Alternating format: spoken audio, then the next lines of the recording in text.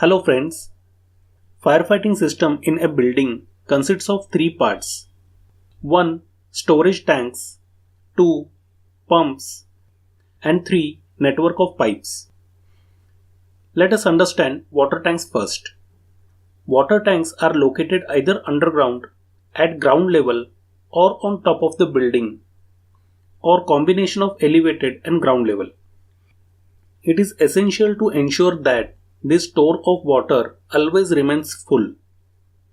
In buildings, these tanks are separated from the tanks used to supply water to occupants, which are usually called domestic water tanks.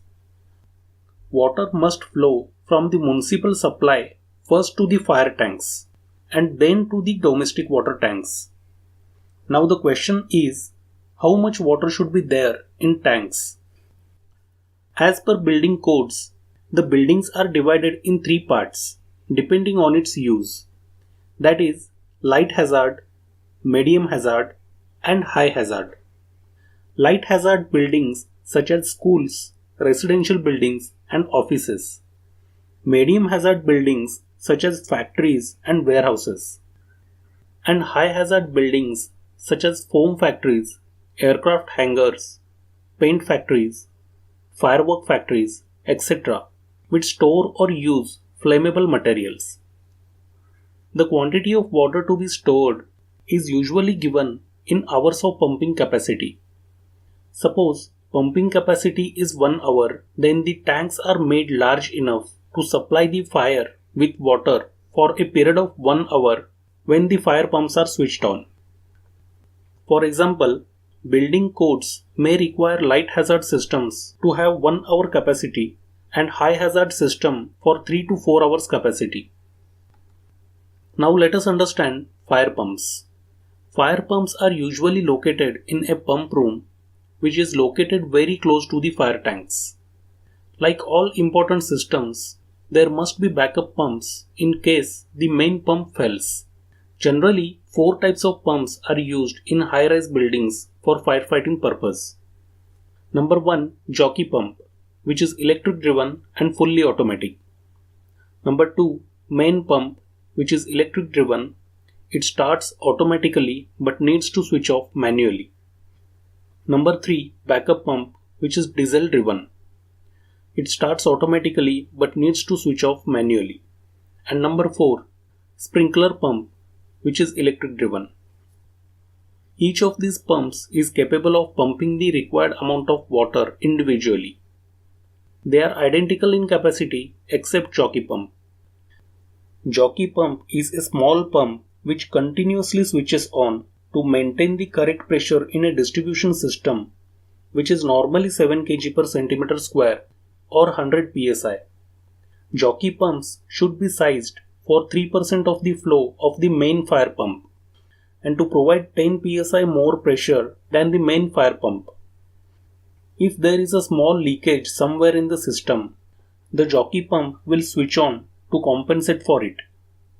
The pumps are controlled by pressure sensors. When a firefighter opens a hydrant or when a sprinkler comes on, water gushes out of the system and the pressure drops. The pressure sensors will detect this drop and switch the main fire pumps on. During fire, due to any reason, if electricity fails, then these electric driven pumps will not work.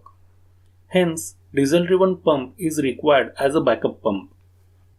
All pumps except jockey pump, once they are started, the only way to switch off a fire pump is for a firefighter to do this manually in pump room.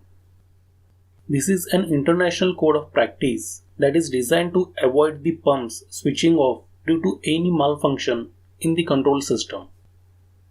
The capacity of pump is decided by considering a number of factors such as the area covered by hydrants or standpipes and sprinklers and the type and layout of the building. Now let us understand network of pipes. The distribution system consists of steel or galvanized steel pipes that are painted red. When running underground, they are wrapped with a special coating that prevents corrosion and protects the pipe. These are basically two types of distribution systems: automatic wet system and automatic dry system. Automatic wet systems are the network of pipes filled with water connected to the pumps and storage tanks, as described so far. Number 2. Automatic dry systems. Automatic dry systems are the network of pipes filled with pressurized air instead of water. When a firefighter opens a hydrant, the pressurized air will first rush out and then the water comes out. This is done wherever there is a risk of fire pipes freezing if filled with water, which would make them useless in a fire. In high-rise buildings, it is mandatory that each staircase have a wet riser, a vertical firefighting pipe with a hydrant at every floor. It is important that the distribution system be designed with a ring main, a primary loop that is connected to the pumps, so that there are two routes for water to flow in case one side gets blocked.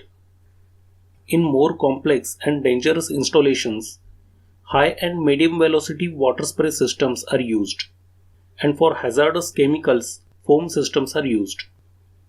The foam acts like an insulating blanket over the top of burning liquid, cutting off its oxygen. Special areas such as server rooms, where the contents of which would be damaged by water, use gas separation systems. In this system, an inert gas is pumped into the room to cut off the oxygen supply of the fire. So friends, see you in the next video. Thanks for watching.